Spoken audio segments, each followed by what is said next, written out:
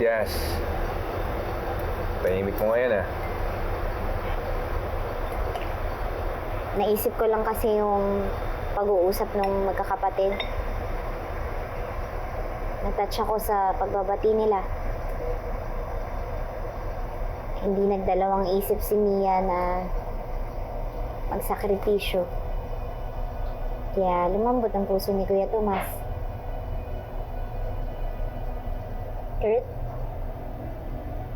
siguro ganun din yung kailangan kong gawin para maisalba yung relasyon namin ni Ira. Siguro kailangan ko nang tanggapin si Renan para sa kanya. Siguro kailangan ko nang ibigay yung blessing ko sa kanila para makapagpakasal na sila. Sigurado ka na ba dyan?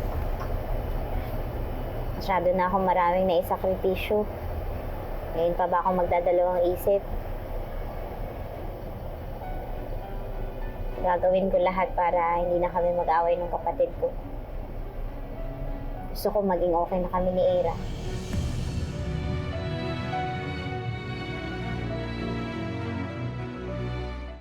Alam mo, yung Trixie na yan, nakikisabay pa eh. Hindi na lang manahimik. Hey, are you listening? Yeah. Aren't you bothered na baka magparaya yung Era babe mo sa little sister niyang si Lilet? And hindi ka ba nag-worry na baka madelay yung pera mo? Kesa naman lagi nakikialam si Lilet sa mga plano ko. Kaya sa ngayon, okay na ako na magkasundo muna yung dalawang magkapatid. Parang amicable settlement, kumbaga. Paghatian nila yung mana para ma-unfreeze na yung mga assets. Makuha nila yung mga parte nila, lalong-lalo na yung mga parte natin. So, you're taking it slowly again, huh? No. Minsan lang talaga nakakalimutan ko that settlements are the fastest way. Parang yung nangyari sa kliyente ko tsaka sa kapatid niya, di ba? Small wins ang susi para makuha ko ang lahat sa huli. Kaya buti na lang talaga nakuha ng kliyente ko ang lahat ng gusto niya. Kasi in a way, parang nanalo na rin ako kay Lily. Kasi yung kliyente niya sumuko, yung sa akin hindi. And soon, kapag okay na silang dalawa ni Era, magagamit ko na yung mga assets ni Meredith kapag na-unfreeze na to. In other words, victory is yours. Mismo. Kasi no, Sab, I always get things my way. At malapit ko na makuha lahat ng pinaghirapan ko. Konting pasensya na lang. Lahat ng kay Era, mapapasa akin. Tsaka ako naisipin kung paano ako makuha yung kay Lilet. One step at a time. Pero konting-konti na lang talaga, Sam. That's why we ought to celebrate small wins.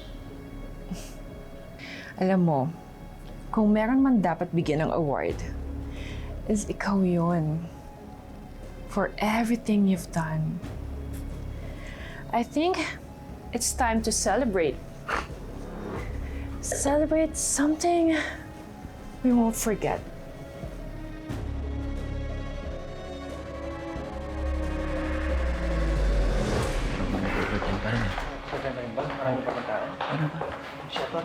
Hello, attorney. Good evening po.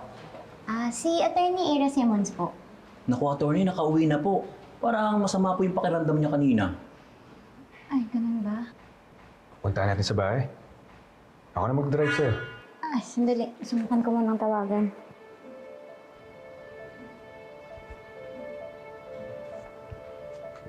I'm sorry, the subscriber cannot be reached. Please try again later. Wala eh. Hindi ko makontak. Nakablock ka na yata kaya ganyan. Sir, sigurado po ba kayo na wala na siya dyan? Opo, attorney. Ang mga nasa loob, yung mga nag-overtime na lang. Pero andyan po si attorney Alon. Sab, huwag dito. Baka may makakita sa atin. Di ba you promised me you'll give me something special I won't forget? I know. Pero huwag dito. Umuwi tayo. Come on, let's go. No, dito na. Kung hindi mo tutuparin yung promise mo sa akin na you'll give me something special, ako na ang gagawa. Right now. Kurt, baka kailangan kausapin ko ng masinsinan si Atty. Alon bago ko kausapin si Ira. Pwede naman. Ikaw bahala, basta ako, sasamahan kita. Puntahan natin siya.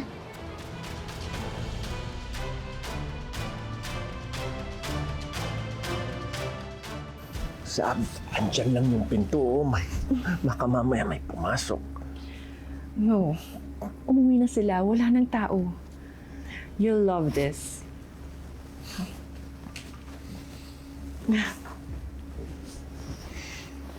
Just sit back and enjoy. Sabrina. Boy. Sabrina.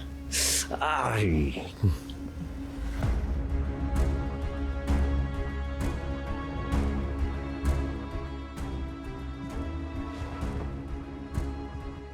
Lilet, sandali lang. Sigurado ko ba na ito yung tamang oras para kausapin si Atty. Alon?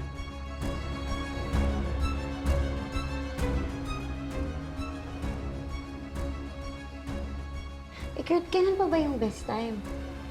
Gusto ko na talaga kasing maayos to eh. Gusto ko nang linawin to kay Atty. Alon. Pagkatapos kay Ira naman,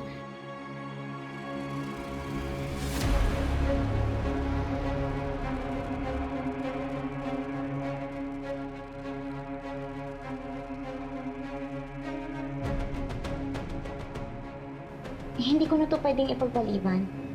Kaya sige na, tara na. Atty. Alon?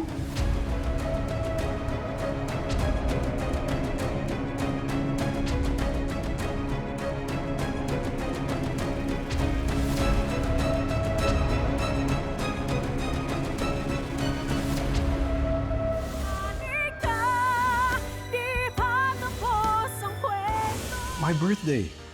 The perfect opportunity to formally announce Lilette as my daughter. No, I can't let that happen. Kailangan mo pa ba talaga ng public announcement para ipaalam sa lahat na si Lilette yung anak mo sa labas? Aren't you supposed to be meeting Ira at the cafe right now? Attorney, nasa cafe pa si Atty. Ira kasama na si Ate Lilette. May pinag-uusapan lang sila. Salamat sa panahon at oras mo, Ira. Gusto ko sana mag-ceasefire na tayo. Kahit na maging civil lang muna tayo, sapat na sa akin yun ngayon. Kaya gusto kong malaman mo na i-withdraw ko na yung partition case. Pati yung PRO para ma-freeze yung mga assets ni nanay. Hindi na natin kailangan pagdaanan.